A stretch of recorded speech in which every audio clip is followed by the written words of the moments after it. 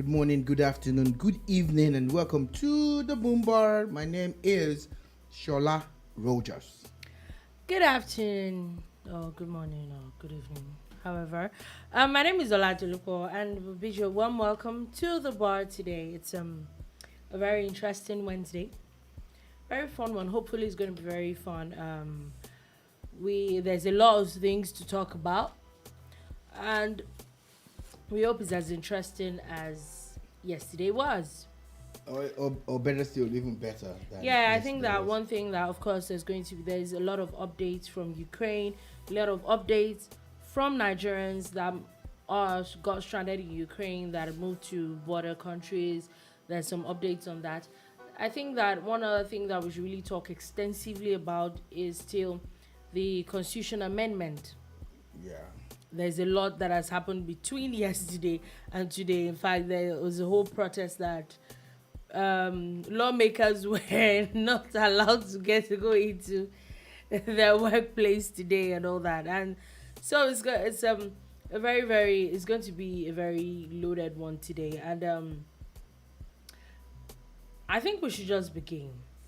And before we go to the Ukraine thing, I think that we really should talk extensively on the um, National Assembly and what happened yesterday. And there were a lot of bills that were passed. There were 56 in all. I tried to read, I saw a whole write up that someone had done on the bills that were passed in the um, Senate and the one that were passed in the House of Representatives. A lot of them were almost equal, but some that were actually contradictory. We know that there's still going to be a joint Some session, harmonization and all of that. and there's still going to be some harmonization Exactly. and all that and all that. And so and because of that, there is a lot that has happened. I think we should start with, because I think I need a bit of clarification, or a bit of, I think there's going to be a bit of discussion on a few things, on the bills around women, on the bills that have to do with the difference between the federation account and the not the federation account, the there's something with the federation and the Federal Republic of Nigeria, something that has to do with, I'll look through that again. Also, the issue of the Minister of Justice and the Ministry of and the Attorney General of the Federation, the human rights bills, the bill concerning tax VAT, the bill concerning the prisons, and all that. There's also a bill that was passed about the mayor. There's supposed to be the office of the mayor of the Federal Capital Territory now. Yeah. The diaspora voting, and back and forth, a few things that I think that there also the independent candidacy for elections. I think is a major thing that one needs to also look into. The issue of a pension for some certain kind of people, that I'm not sure that makes any sense. Yeah, what I forgot earlier was there's supposed to be an establishment for the office of the Accountant General of the federal government, separate from the office of the Accountant General of the Federation. Yeah. I'm a little, but anyway, we definitely will get to that. It, it's good that all of this has come to fore. 68 amendment bills were looked at by Yeah. the Senate. 47 were passed. You know, that's about a lot. That's like way more than half. You know, you're talking about. I think only 21 were not passed. Of course, both. By the time they reconcile and sit down And harmonize, some of them with, could still see the light of day. they'll look at how they can come up with a concise figure and everything. So it's good that you brought us to this point where we're discussing this amendment bills and all of that. The truth is, for people who probably didn't listen yesterday or who haven't listened ever, the Nigerian Constitution 1999 must be one of the most faulty constitutions ever written in the history of a nation. It was inherited from an era where someone People had a didn't have plan. a say. Someone had a plan And that was it. to go from military dictatorship to democratic presidency, and it was going to be the same person, just like a lot of Yeah. sit-tight African leaders would do, and it didn't work like that. Of course, sadly, out of necessity, Nigeria had, not sadly, gladly out of necessity, Nigeria had to move on. But sadly, it was the only document that was available that they could use. You know, there was no authority from anywhere to say, okay, jettison the 1999 constitution and go for the 1979 constitution. You get, there was no way they could have done that, because if you had done that, it would have been illegal. This was the only legal document that they could use. So we know that there's been a lot of talk about trying to rework it. Rework the constitution. But kudos must go to the 8th Assembly under Saraki and the other guys. And again, this current Assembly, I think this is the 9th one, right? 9th Assembly, yes. Under Lawan, you know, Senator Ahmed Lawan, and the Speaker of the House, Femi Gbajabiamila. you know, Honorable Femi Gbajabiamila. These two, of course, have been part of the system for a while. Except for a long while, so they get it. They actually went through the entire process. They went consulting around the nation. The committees were sitting. They came to Lagos. They went to different places. Came up with this number of bills. This is like a massive, you know, rejigging of the constitution in a way. It needs more, but I think this is a good start. This is a good start. I agree We're with you. far distance from where we want to be, but this will take us closer to where we should be. So this document is flawed, but they are trying to correct it with all these amendments and all of that. So talking about the bills, yeah. First things first is yesterday the House of Representatives voted on 56 bills. The Senate voted on 68. So the House of Representatives was continuing theirs today, yeah. But on the 56 bills, first thing, let's start from the women, because as of today, a lot of women had literally blocked a lot of women groups had blocked the entrance to the National Assembly because protesting a lot of the bills that were rejected yesterday. And for me, one of those bills, the bills that is in question now is that there's a bill that was supposed to be asking for 111 extra seats for women in the National Assembly. 111. There was also a bill that is asking for a 20% for women and ministerial or commissioner nominees in state and federal. This bill was actually passed by the House of Representatives yesterday, but did not pass at the Senate.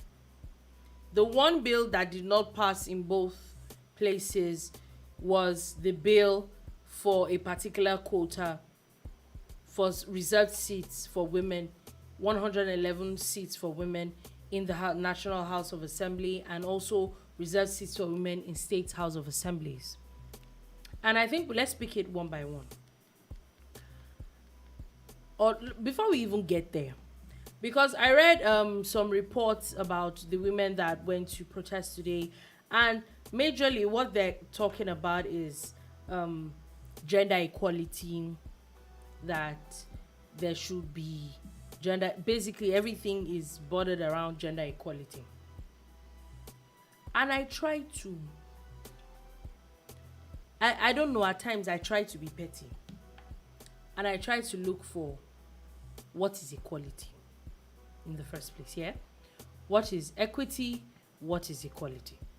Because me, I'm as much as people that know me know that I'm not so much of a fan of gender equality. I honestly do not even feel every human being is equal. Talk less of when we now go through gender lines. Now, according to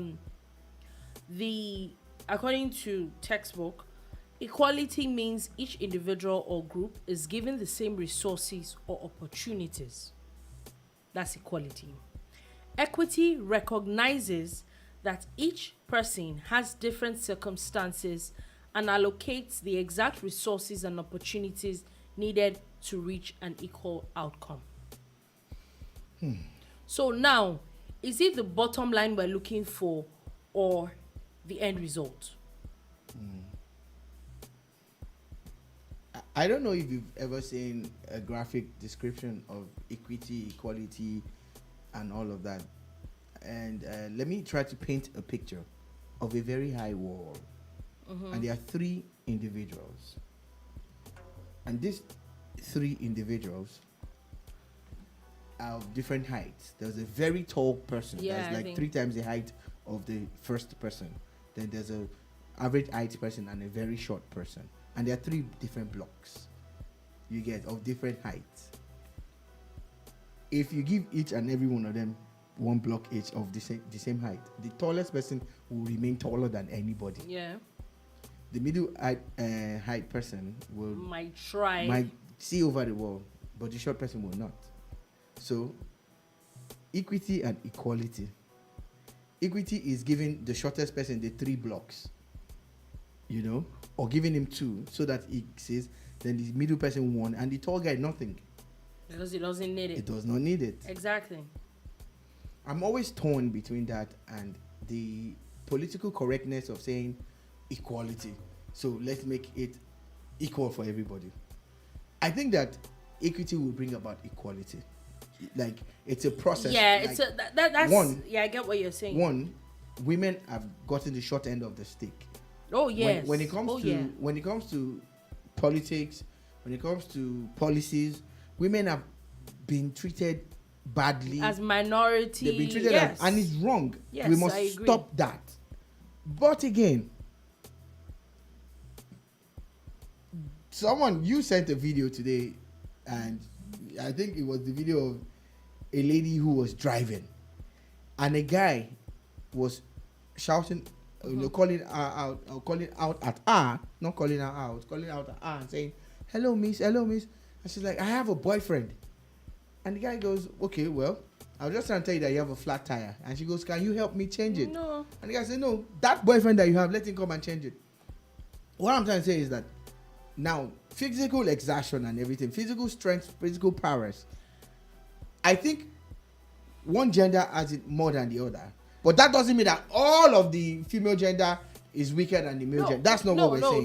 So in equity, we must recognize that there are areas where men should defer to women, will generally have a upper hand. Yes. And there's areas where men should also know that, look, these women are way better than you when it comes to this aspect. See, that's so where my issue comes. We need to create a society that recognizes that no woman needs anybody's permission to be what she wants to be.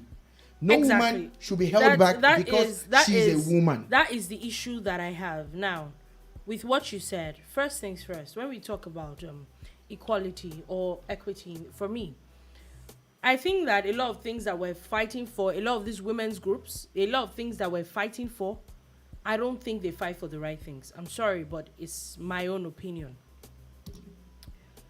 When we start from how a child is brought up, let's start from the fact that you realize, whether we like it or not, take Nigeria as a case study. There are places in Nigeria, even up until today, that they do not feel the need to educate a girl child. Yeah. In those places, maybe there is more encouragement and making education free for girls.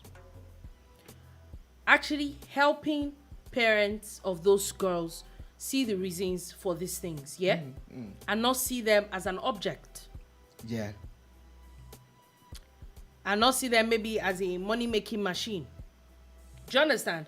That's where... Or a lesser being. That's where it starts from for me. Yeah. Yeah? That way, when you give everybody a level playing field, But the truth of the matter is that, take for example, you give 5 people 5,000 naira, tell them to go and invest. After 1 month, they will all not have the same thing. No, they can't. Man or woman, gender or not, it has nothing to. So, first things first, I think we need to realize that the issue of equality can really not be as human beings.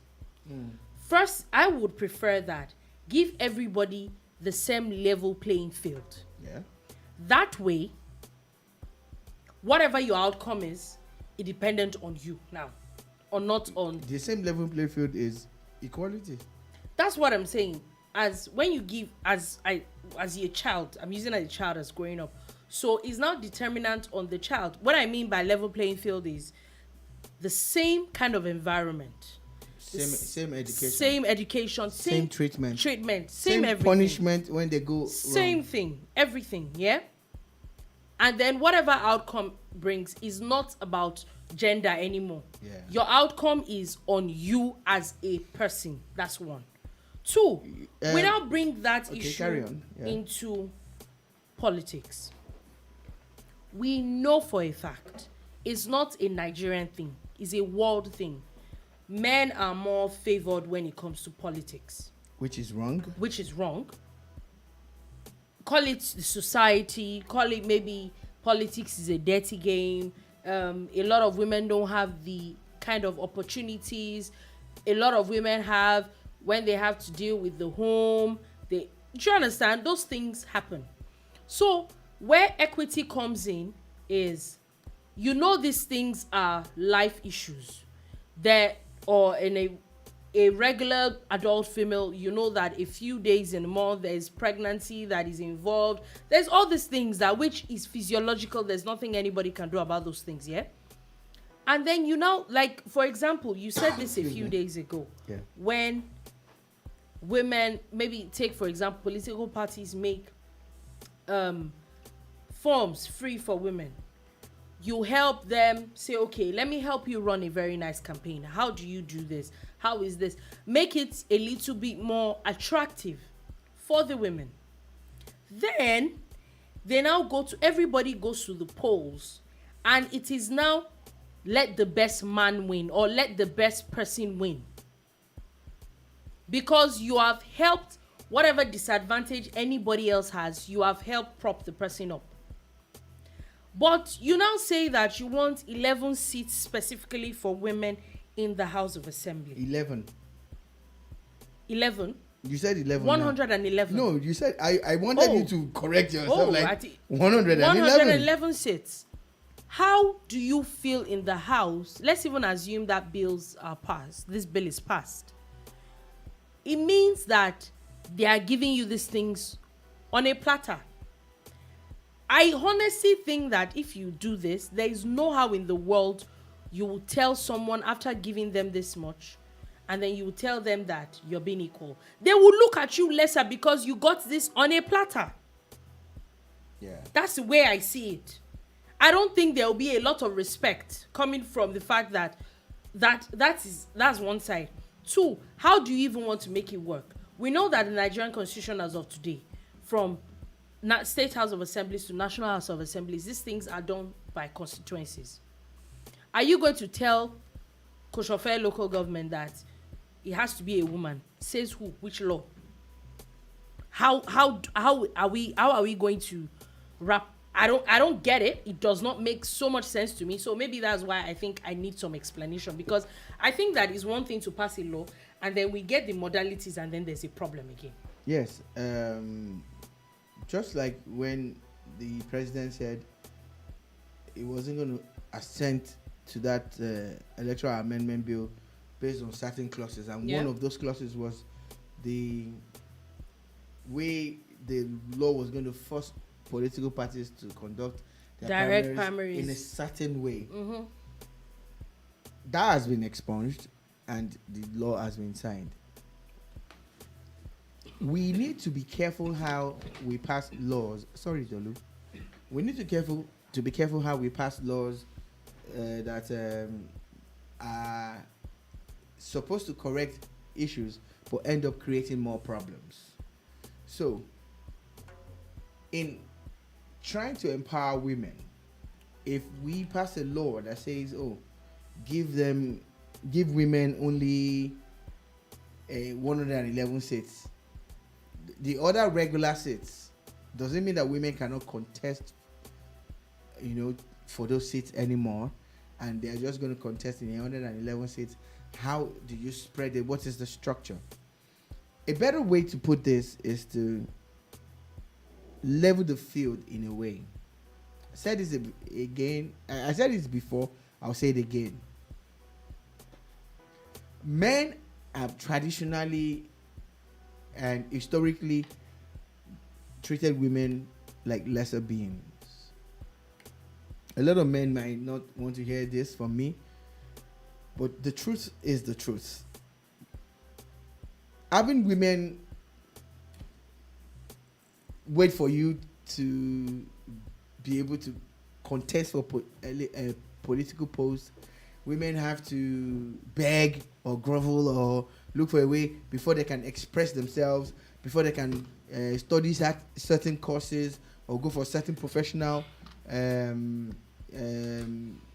exams. I know in the army, in some countries, we saw how difficult it was for, even in America, for women to join certain elite groups. In India, there's a movie that was made about a lady who wanted to fly. She wanted to be a pilot, and they did everything in the world to stop her. But she didn't give up, and now there are women flying choppers and stuff in India because this particular lady decided to break all the... See, that's... So, we must realize that men, and not us now, historically, an older generation have lived off that erroneous belief that women are a lesser being. They are not. Yeah. They are not. But so we must... the laws that we should be passing, the things that we should be doing is to try to make amends for the past while creating a level playing field. You know, at times that when it's just like when people say someone is racist. When you fight back that person, you end up being racist too. We must be careful not to create a problem in trying to create a solution. Exactly. Because if you're not careful, 111 seats allocated as women to what means that they cannot contest the other seats. Is that what it means? Is that what it means? And how do you spread 111 across Nigeria? And if it's 111, it is lesser than the 200 and something seats that the men would have access to. That's what it means. No, it's not even a lot. It's even a lot more, because the House of Representatives alone has 360 seats. The House of the Senate has 109. So that's what you get. That's what I'm trying to say. In essence, is that so you literally will tell the men that okay, the men will literally tell you, people have seats. What are you looking for here again? So and that's it. What we need to do for our women, so that we don't need to do anything for them after this, is because everything will become natural, is to actually create a level playing field. The level playing field is to sponsor their nominations. Let women get a chance, because there are very smart women out there. Let them get a chance, maybe waive their registration fees, because some of those things are exorbitant. Some people pay as high as 20-something million. Yeah, for governorship and presidential and all of that, and it should not be. It shouldn't be, but that's where I'm coming from. Also, I think that women should not now cash in on this, because if you're not careful, you are literally making yourself seem like a lesser being if you are asking for ridiculous things. Because let's be honest, I honestly think it is ridiculous that you are asking for special seats, or come on, can we please? I get the idea that at least the bill that passed in the Senate that did not pass in the House of Representatives, that at least 20% of your nominations is has to be women. Yes, it's inclusive. That one is nomination. So I think that can fly. It must fly. We need more women in government. We need more women in governance. We need to level out this uneven field, so that women would not feel like, oh, they are second class. They are not, and they should be, and they never would be. A lot of men who just go about talking a lot of dosh, still defer to women. They know their mothers, their wives, their daughters. So we must get real and stop this thing like we're doing women a favor and we're giving them X number of seats. It might be counterproductive. Yes, I agree with you. Another one that is very interesting that actually passed in both the House of Representatives and the Senate is a bill to reduce the period within which the president or governor of a state may authorize. The one that I saw, it's basically the nominations of your cabinet. It has been reduced to 30 days. It is said that the president or governors is to submit the names of persons nominated as ministers or governors within 30 days of taking oath of office for confirmation. Any serious government already has a structure while contesting. Like, for instance, it's not a written rule, but most times your media manager for your campaign ends up being the chief press secretary or the commissioner for information or SA media. You see, there's already a structure.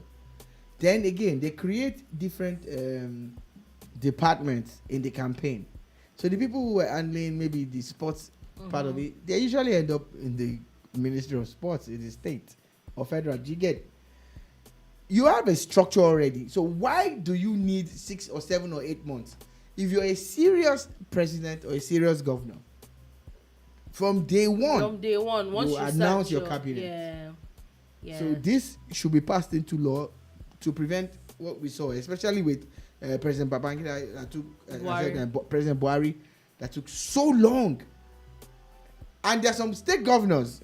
That is the same. There was a governor that was running the state all by himself for a long time in the southwest. I like the fact that these are loopholes that should be in our laws that were obviously never there before, so people could use as they like. And another one is that actually failed in both houses is the bill to expand immunity to legislative and judicial arms of government.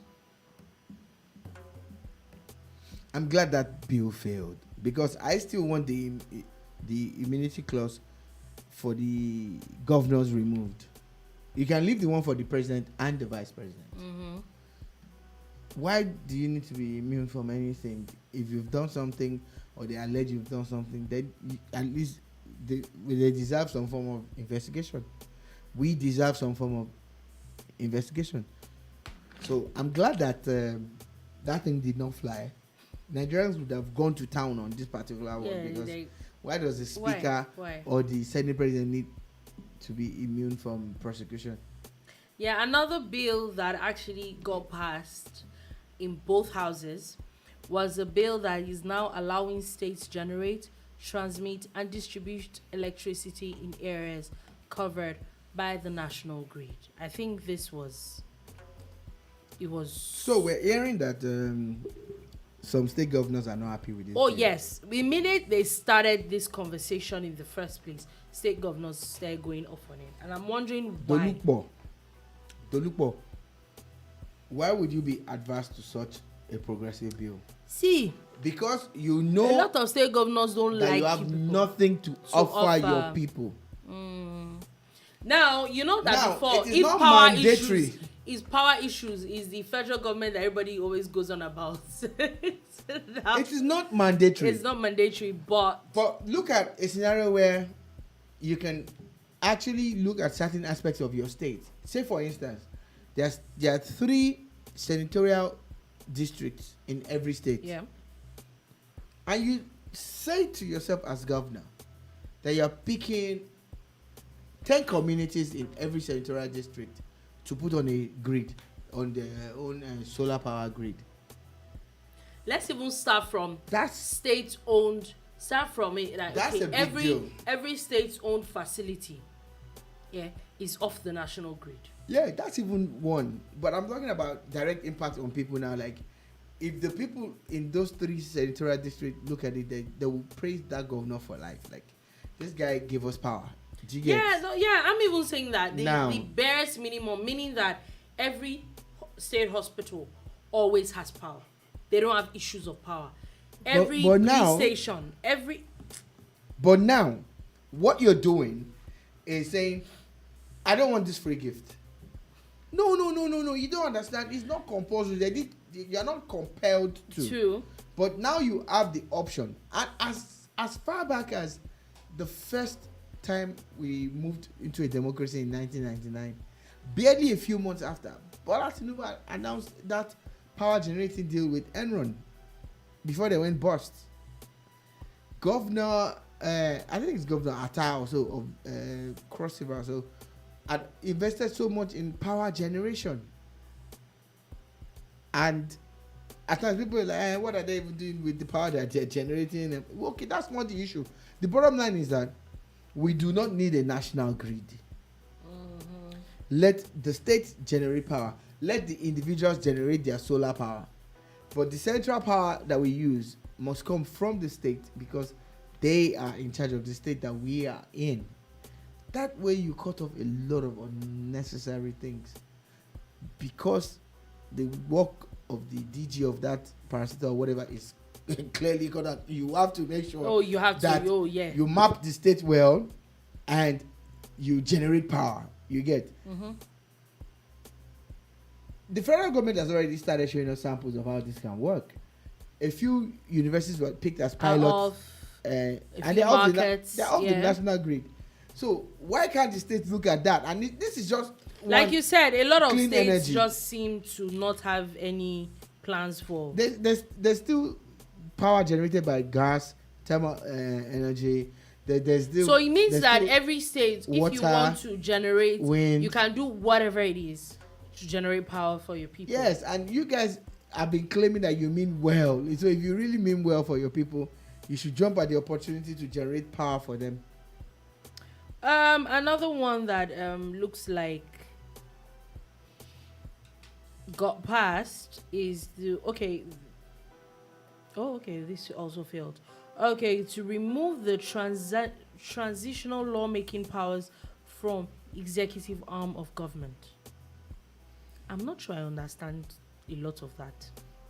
Well, if we've not read what this is, I don't think Because I tried looking for dabble into it. I tried looking for a few things, and like you said yesterday, there was something you said yesterday. There's not really so much details. information and details about a lot of things. Another thing that they were removed from the bill that failed. Another bill that failed to pass was to include the value-added tax on exclusive legislative list. Okay. So basically, what would have happened was VAT is still determined by the government, but the states do not have a say in it. That's basically what the bill was supposed to be about. Also, the railway, which is now being passed, has now been moved from the exclusive legislative list to concurrent legislative list. So, by what law or basis was Lagos operating or creating its own internal rail system if there's a law that's just been passed? Maybe they're just doing that, hopefully, to... You know, this is another setup for the governors. Like, you all need to work now. Yeah. What is your excuse? I agree. Another one talking about which actually got passed was to delete prisons from the exclusive legislative list and redesignate it as correctional services, and it being put in the concurrent legislative list. It's like there's more work for governors. I get that one. I understand that one. And again, it's a step in the right direction. For me, I see it as a good move. But we need to decentralize that entire sector. Federal-owned prisons, state-owned prisons, joint owned prisons and a correctional system. There's actually a correctional system. We have at times you see people go back to the basics for these things. It's like, oh, they want to do this thing. This is what we do. But in going back to the basics, the entire journey is discarded. How do we carry people along? How do we make people understand that for this reason it's correctional, not prison? And it's not just a nomenclature. Now, in the actual sense of it, people in the universities, in the correctional facilities, are in university.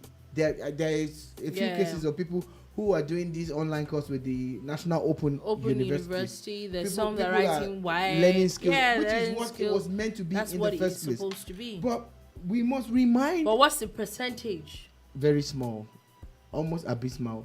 So we must remind the Minister of Interior or the man in charge, and I think that's Ralph Aregbesola, yeah. that we like what they've done with the new prison that they built, or correctional facility that they built in Oshogbo. How many of them are still coming up? But you need to build at least 37 of those. And even the ones that are there now, because the existing prisons, upgrading? some of them are from the pre-colonial times. Oh yeah. And that's why you hear about all these jailbreaks. It shouldn't be happening. It's very, very easy. Another thing that was moved from the concurrent list to the from the exclusive list to the concurrent list is the issue of fingerprints, identification, and criminal records.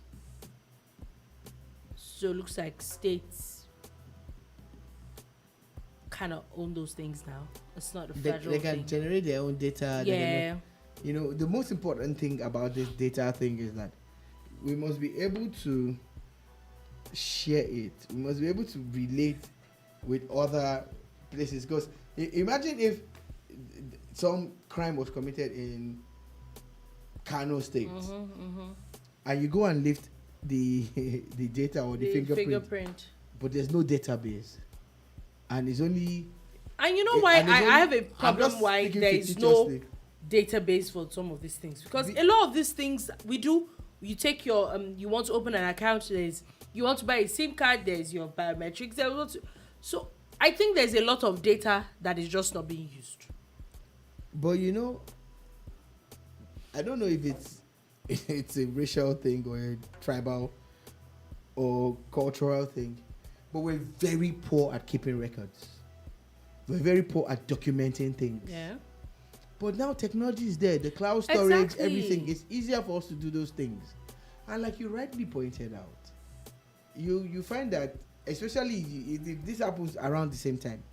Oh, say you misplace your ATM card a few days to an election, or a few days to the accreditation for an election. The same process you go through to retrieve your card at the bank is what you're going to go through to get those other documentation. It's the same kind of equipment. You get NIN, it's your print, your SIM card, same thing. We have to failed to driver's license, everything. So what's the point? Because we don't link up and we don't use technology. You know, as much as we did, take for example NIN. I didn't even know I had an NIN. It was auto-generated. And it was auto-generated when I was doing my BVN. So why weren't these things, the information put out? So what they need to do now is to share information, share data, so that this kind of laws that they are passing can make sense. And for states that are building airports, so apparently airports was actually exclusive to the federal government. They are actually. And now airports have officially been moved, not officially because at least in the Senate, these were bills that both were passed, from the exclusive list to the concurrent list. It's a good move. I think transportation generally, it's a good move. It's a major thing that needs and, you know, again, you look at how a lot of states are doing it without even having recourse to the law.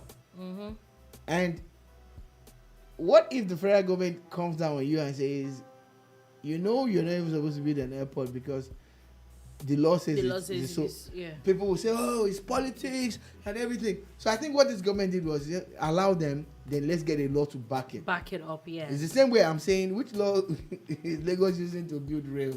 It's the same way you're going to say, which law is Enugu or Anambra using to build airport, build airports, or Osun yeah. is using to build an airport. You get. Then in some of those states, the airports are actually owned by the federal government. Vessel, yeah.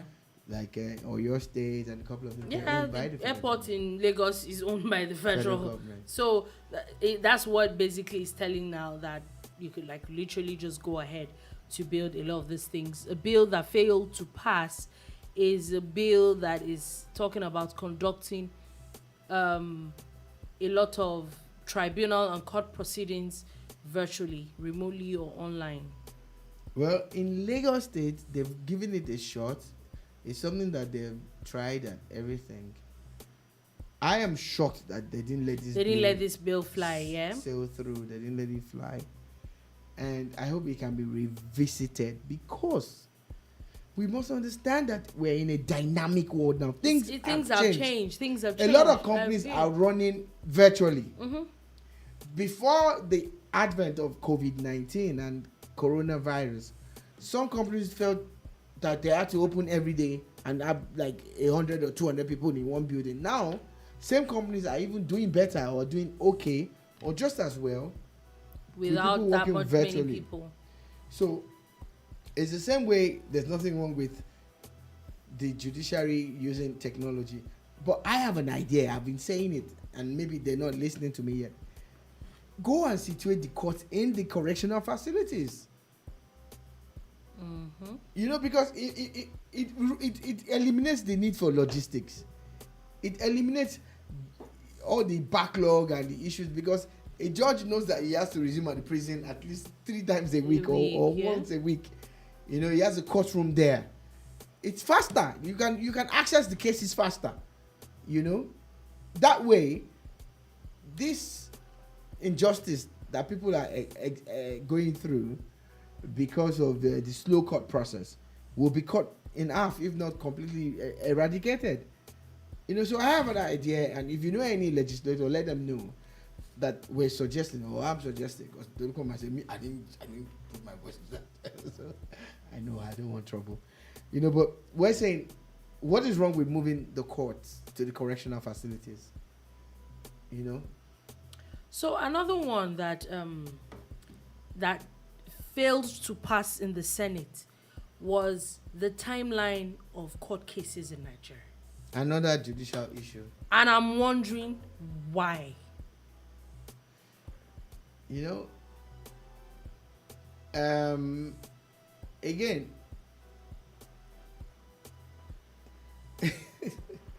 we need to stop this thing, and we need to stop it like yesterday. You see a scenario where even in civil cases, not criminal cases, people get sued and the case is called, yeah? And you're back and forth. Before you know it, 6-7 years after, you're still on that same case. I have a friend who sued a multinational, a top Nigerian telecoms company. And it took him almost 8 or 9 years to get justice. And why? Because he stayed the course. I really hope this thing somewhere flies, along the line, people usually just because give up. This bill was passed in the House of Representatives. It failed in the Senate. So they should harmonize that. I think it needs to be harmonized. Of course, it will be harmonized, but I hope that is in the favor, because we've said it times and by something that we know there is major backlog. You know what they say now? Justice system. Delayed is justice denied. It's a lot. It's a lot. There's a lot more other bills. There's a bill talking about the issue of Abuja as the federal capital territory. How there's supposed to be an office of a mayor. An elective office. Whoever is in charge of Abuja now is selected. Is a minister. Appointed. Yeah. Basically, another bill that failed was a bill to provide for the procedure for passing a constitution alteration bill, where the president withholds accents. Basically, they're looking for, and this is very interesting, because are they saying that in the 1999 constitution there is no proper procedure to veto presidents? But why do you need to veto a president all the time? No, not all the time, but what they're saying is that for Every time procedure, every time he withholds assent, what if that bill that you're proposing is not for the betterment of all? What if he has clauses that should be fixed? yeah, but that's why there's the National Assembly, unfortunately. I like the unfortunately part of what you said. Unfortunately, it is what it is. Also, we know that yesterday the bills that actually another bill that got passed, the financial autonomy of state legislatures and the state judiciary, the House of Assemblies, the local government, those things. And I think that it's high time. Those are ways that we can really have like proper devolution of powers, let everybody know what they're supposed to do, and it gets better. Another one that is very interesting is the one that actually passed in both houses, is the division between the Minister of Justice or Commissioner of Justice and the Attorney General of the Federation. So I did a little bit of research on, because why I actually brought me, because I kept on saying something of the Federation, this of the Federation, and it was also the issue of Accountant General of the Federal Republic and of the federal government and the Federation. And in my mind, I'm like, it's not the same thing. But apparently, one is supposed to be for the government of the day, one is supposed to be for the country, or something funny like that, which is also sort of an explanation when it comes to the Minister of Justice and the Attorney General of the Federation. The Attorney General of the Federation basically is basically the lawyer to the president. The minister at the moment, yeah. The Minister of Justice is a whole lot of other things. Basically, an attorney is basically about litigation and all those things. You want to sue the federal government, you want to do this, which it might not necessarily be the same work of what a Minister of Justice should be doing. So, because when you think about it, it's probably a lot of work. I am all for the idea of separation of powers. I'm all for the idea of them, breaking these things up and all of that. So it's fantastic. At times, I also think that it gives some certain people too much power. Yes, it does. Because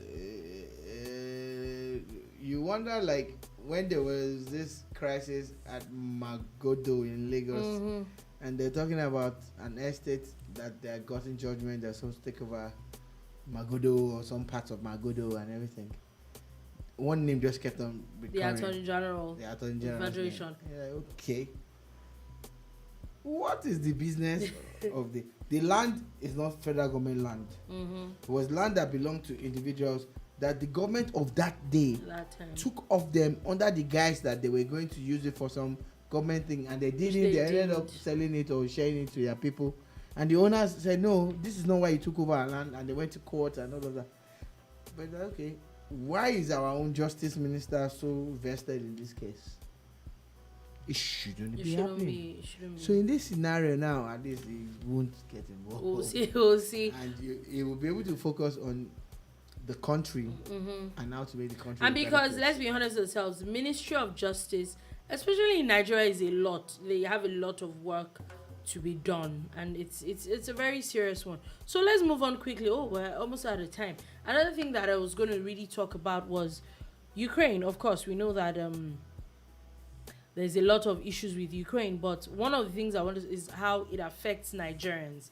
Now, as of this afternoon, it has been said that President Muhammadu Buhari has approved $8.5 million for the evacuation of Nigerians in Ukraine. Congratulations to all the people who are stranded. This is good news to you and for you. This is a good thing. The fact that at least they're going to move them out of harm's way is a good thing. Also, there is also news that Air Peace and Max Air are officially going to depart Nigeria today, this night. I think any moment from now. Yeah, they're going to depart Nigeria for and according to the Ministry of Foreign Affairs, there's about 2,090 Nigerians that are either in Poland, Hungary, or Romania already. And they are ready to There come is home. yes, there is a number. They're working with about 8,000 people in Ukraine, but about a quarter of that, if we look at that, that's about a quarter of that as of right now that they're already out. I think they're sure they're out of in the past 2-3 days of the evacuation. I think is a very good number. I think it's It's a good number if the projections of 5,000 plus is anything to go by. 2,000 plus in 6 or 7 days is not a bad number. Going, to recognize the fact that as a dark-skinned person in Ukraine, they're finding it difficult. There's already a lot of to move issues from their shelters and their homes to the border point where they can get across to other countries. Okay, another very interesting one is that as of today now, the National Emergency Management Agency NEMA has gotten 128 Nigerians. They received 128 Nigerians from Libya. As it was in the beginning, it's now and ever shall be Nigerians repatriating Nigerians from Libya? Libya. This Libya, at least once a month you Always get. and always. I'm trying to be. I don't know. Not everybody is trying to be whatever you are trying to be. Like no. What I mean Some is that people I'm actually trying are to of the wrap opinion my head around that why if they we do not even leave Nigeria, they're not gonna make it. And it has to be Libya. Oh well, to them they'll get paid in dollars and They will. they'll be able to flex. The football clubs they pay better, but don't be afraid the day the president comes to punish you with a cane also for playing badly. Okay, moving off that. Also another thing is Nigeria and other oil producing countries look like they're really cashing out now, because as of today, crude oil, especially Brent crude that Nigeria has, is selling for as high as $112 per barrel. Yeah, at about 6 a.m. it was 110. Then later I heard it's gone up again. A part of you, I see just me, but a part of me is happy that the regulation has not been taken out, because Subsidy. has not started. Subsidy has not been taken out too. Okay now.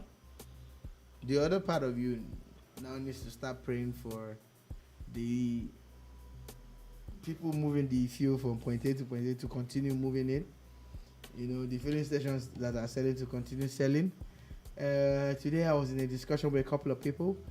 I told them about 200 naira fuel from the pump in this area, and they were like, no, where they bought in the other side of town, the other side of the area is 170. I'm like, oh wow, you're the lucky one. You're lucky.